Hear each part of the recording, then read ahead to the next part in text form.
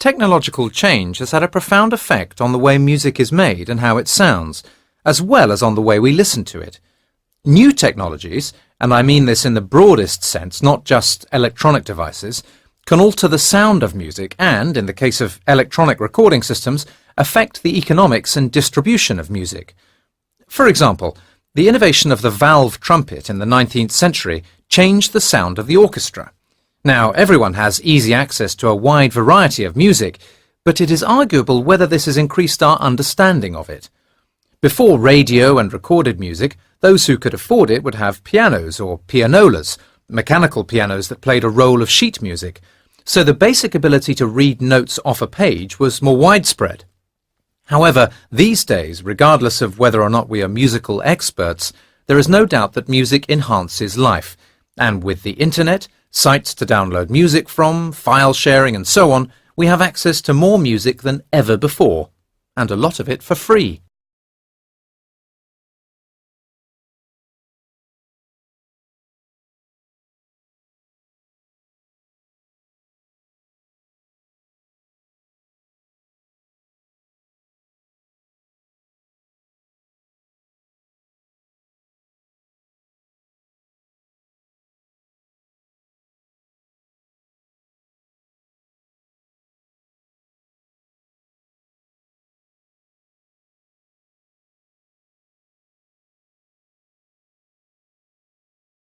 It now seems likely that the earliest printing presses were, in fact, simply the common screw presses used for crushing oilseeds and herbs, or even for doing more domestic chores, such as pressing fabrics, adapted for printing.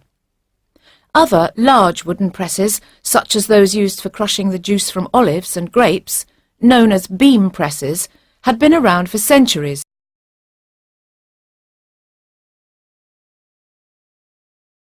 but proved to be unsuitable for printing due to their size and their necessarily heavy pressure. Most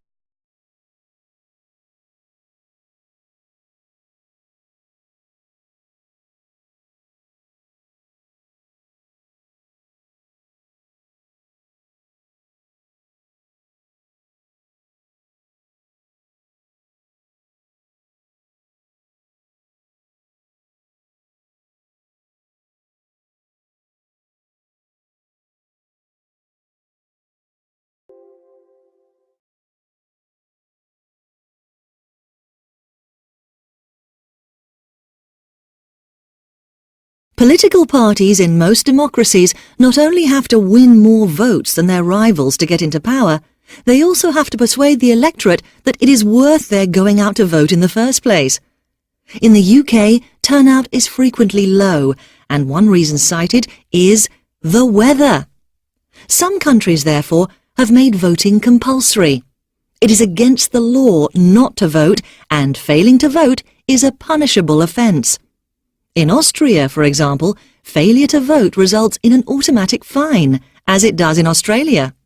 As a consequence, voter turnout is rarely less than 92% in both these countries. Other countries have penalties that affect the individual in more practical ways. In Greece, for example, although it is no longer acted on, passports were confiscated or not granted. And in Bolivia, non-voters may be banned from using banks or schools for up to 3 months. The punishment in countries such as France, Germany, the UK and so on is seeing the government you didn't elect raise your taxes.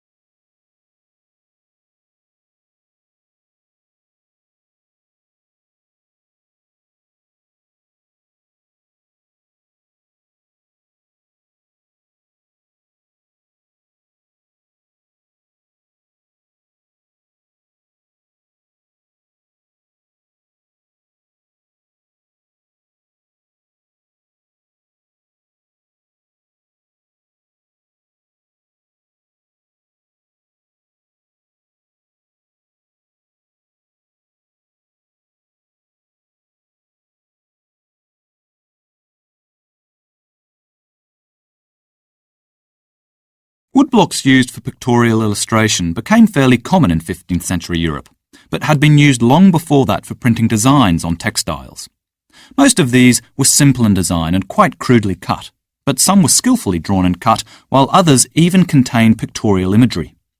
Records show that woodblock printing on fabrics was practiced by the Egyptians as early as 2000 years BC. The oldest existing printed fabric, which is Egyptian, dates from the 4th century. At the same time, the craft seems to have become widely established, even commonplace, elsewhere, for example in India, Mexico and Peru, where the same techniques continue to be practiced today. And the technique was almost certainly used by both the Japanese and the Chinese too.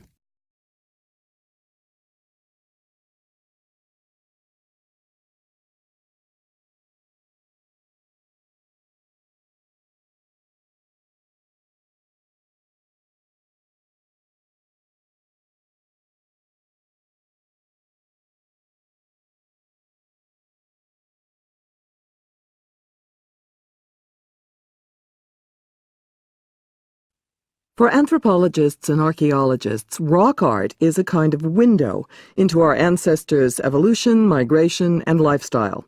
These insights that we get from rock art are highly valued by archaeologists because they complement the often scant information provided by excavated objects. It turns out that there are common themes in rock art between sites in Europe and caves where they have discovered rock art in China. In fact, some recurring motifs in rock art have been observed all over the world. It is truly remarkable that the hunter-gatherers of the Yunnan province in China left very similar creations to the Magdalenians, who lived nearly 9,000 kilometers away in Western Europe and thousands of years prior. Both feature outline images of human predators and prey, from bears and lions to stags, horses, and bulls.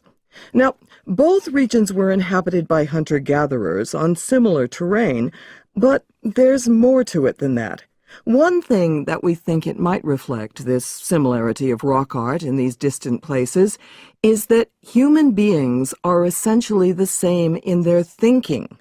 So whether it's the ancient people of Europe or in Asia, they did things and drew things in very similar ways.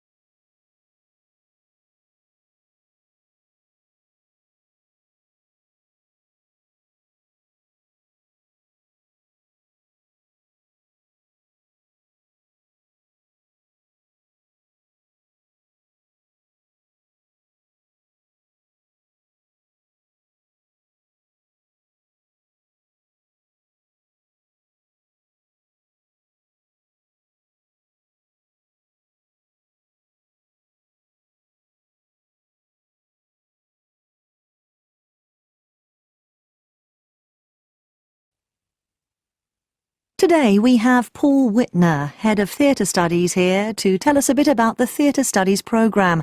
Paul, what makes this course different? Well, I think it's the environment we can offer students. We're a relatively small conservatoire, and we offer superb courses in a number of subjects, with an opportunity for performance.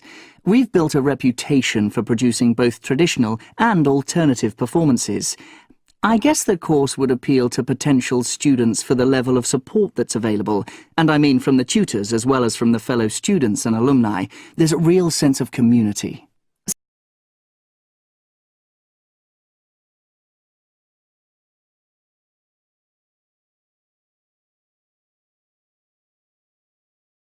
So, what are you looking for in prospective students? I guess we're looking for people who are able to cope with the high demands that the course will put on them. In that way, I think the programme reflects the workplace we're preparing them for, so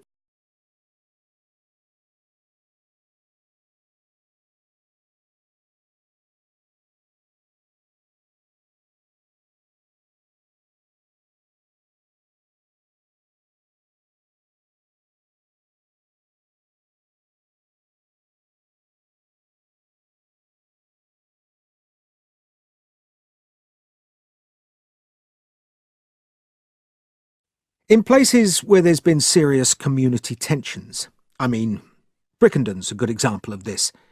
There were 250 reported incidents there in 2009, often to do with neighbours and arguments, but criminal activity too. And the police will tell you that if you leave residents to sort things out for themselves, the number of incidents rises. It doesn't fall. So the local council realised that they had to do something. So they went round to people's houses and met them and their neighbours and talked to everyone and got a general idea of what the local concerns were. If there were extended families involved, they looked at those particular families more closely and all the relatives and got some of the family intervention services to talk to them. And there were some very positive results. I mean, you can pick out the hotspots, the main areas for crime. But the hotspots don't tell you what causes the crime in the first place, and so don't address the issues. So this proactive, more direct approach by the council worked well. And this was followed up with other quite practical solutions like cleaning up the area, getting rid of debris in alleyways and just making the place somewhere more agreeable, more livable.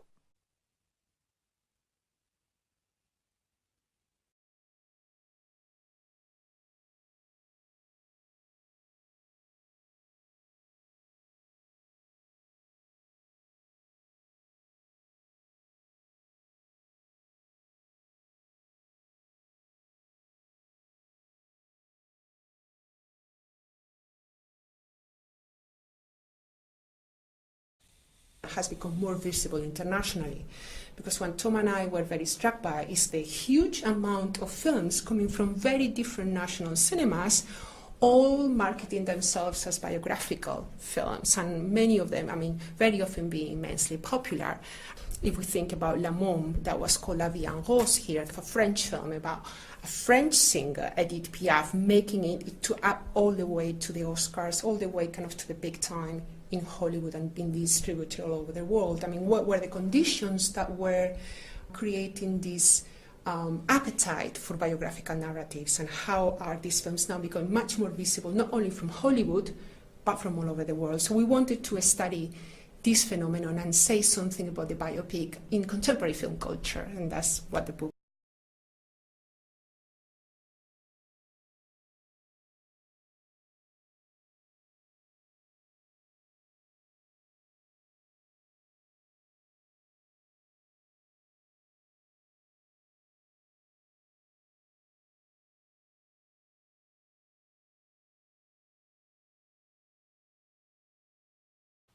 Most adults and children in the UK are eating too much sugar.